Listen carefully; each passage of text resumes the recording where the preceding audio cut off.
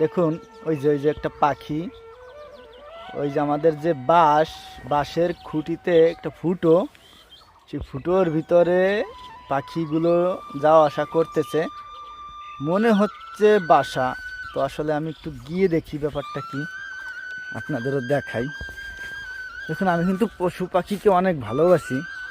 এখন আপনারা বলতে পারেন যে ওরা দিচ্ছি কেন, ওরা দিচ্ছি না, আমি জাস্ট দেখতেছি এবং আপনাদেরও দেখাচ্ছি আসলে কি কাহিনী, সত্যি কি বাসা নাকি এমনি।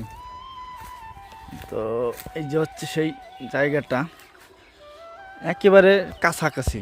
দেখুন এই যে আমি দাঁড়ানো, এই যে হচ্ছে বাসাটা, মানে একেবারে কাছে। কিন্তু এর ভিতরে কি আমি নিজেও জানি না, আপনাদের দেখি দেখা যায় নাকি কিছুই। ও মাই গড, বেবি হয়েছে, বেবি। আপনাদের তো আমি দেখাতে পারছি না, মনে হয় দেখাও যাচ্ছে না। বলে কি দেখা যায় কিছু কিছু দেখা যাচ্ছে না, কিন্তু আমি এই যে লাইট ধরে দেখলাম ভিতরে বাচ্চা হয়েছে। ওহ যাক, ভালো। তাহলে ওদেরকে আর কোনো কিছু বলবো না। দেখছেন সামান্য একটা ফুটো পেয়ে ওইখানে তারা বাসা তৈরি করেছে এবং বাচ্চা হয়েছে।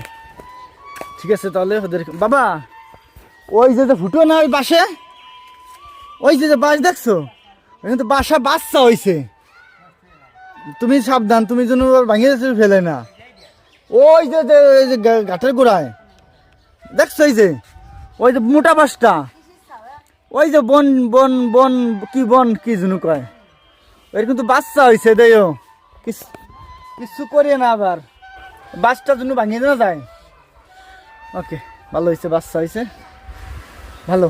এভাবেই ভাই পাখিদের বংশ বিস্তারে সাহায্য করতে হবে, তা নাহলে এই ভারসাম্য থাকবে না, প্রাকৃতিক যে ভারসাম্য সেটা নষ্ট হয়ে যাবে।